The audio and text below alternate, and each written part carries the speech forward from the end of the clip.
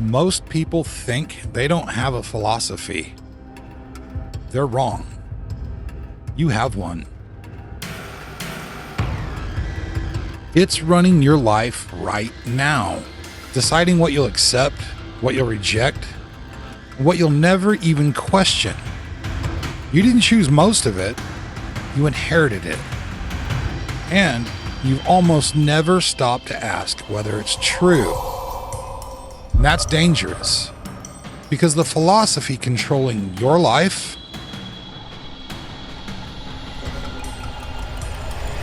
is either making your life better or quietly keeping you stuck.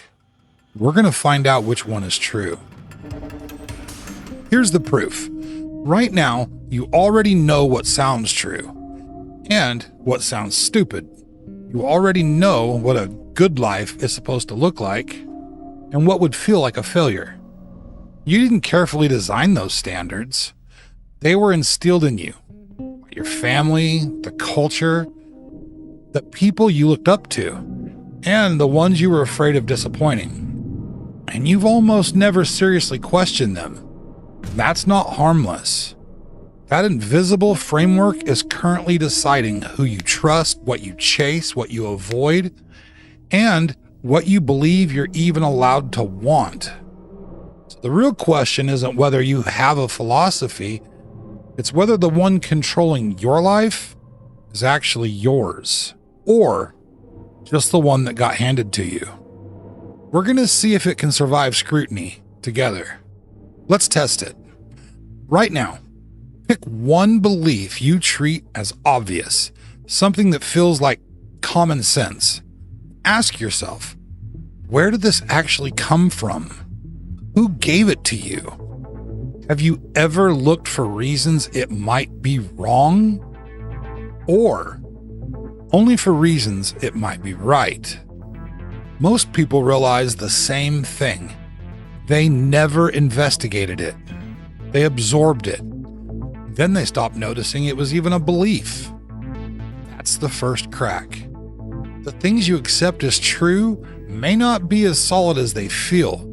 And once you see one inherited conclusion, the others just start becoming visible too. If something just came to mind when I asked you to pick a belief, drop it in the comments. I'm curious what surfaces for people. We're going to keep pressure on it. Here's what makes this dangerous. An unexamined framework doesn't just sit quietly in the background. It decides what options even appear possible to you.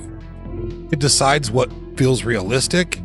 It decides what you're allowed to want without feeling guilty or foolish. Most people never notice the walls. They just live inside them.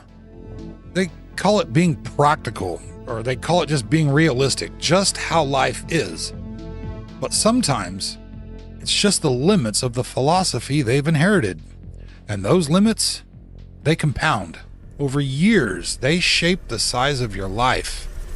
That's the real cost. Not that your beliefs are necessarily wrong, but that you may be living inside boundaries you never even agreed on and never thought to question. So, where do these walls actually come from? Not from careful thinking. Most of us were never taught to use critical thinking to examine the assumptions we inherited. They usually form through quieter forces. The need to belong, the fear of disappointing people you care about, the desire for approval. The stories your culture repeats so often, they start to feel like reality. The conclusions you reached when you were young and never updated. Most of the framework wasn't chosen in a moment of decision. It was absorbed in moments of relationship, fear, and identity. That's why it feels so natural. And that's why it's so hard to see. It doesn't announce itself as philosophy. It just feels like how things are. Does any of this already feel familiar? So what actually is philosophy? It's not complicated. The word itself comes from the Greek idea of the love of wisdom. Philosophy is the framework of answers you live by, even if you've never written them down, even if you've never called them a philosophy. It's the set of conclusions you hold about what is real, what is true, what is right and wrong, what matters, and how you know any of it. That's it. Most people think philosophy is something you study in a classroom. It's not.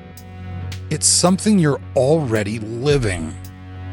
Only question is whether the philosophy you're living was deliberately chosen or quietly absorbed, and whether it can survive the kind of scrutiny we've been putting it under. Here's why this matters more than it first seems. Two people can live under the same circumstances and end up with completely different lives. Not because one's smarter, not because one's luckier, but because one is living inside an unexamined framework while the other has started to question theirs. The first person keeps repeating the same patterns and calling them fate, personality, or just how I am. The second person begins to notice the walls and slowly tests whether those walls are real. Over time, that difference compounds. One life stays roughly the size of the philosophy it inherited. The other begins to expand beyond it. That's the real reason understanding philosophy matters. Not so you can win arguments, not so you can sound intelligent, but so you can stop living inside limits you never consciously agreed to. So the real question is no longer, what is philosophy? You already know. The real question is quieter and harder. What philosophy are you actually living? And have you ever put it under real pressure? Or have you just been living inside it? Most people never ask. They're too busy defending the walls to notice they're standing inside them. You don't have to do that. You can start noticing the framework. You can start testing the parts that feel most certain. You can start asking whether the limits you've accepted are actually true or just familiar.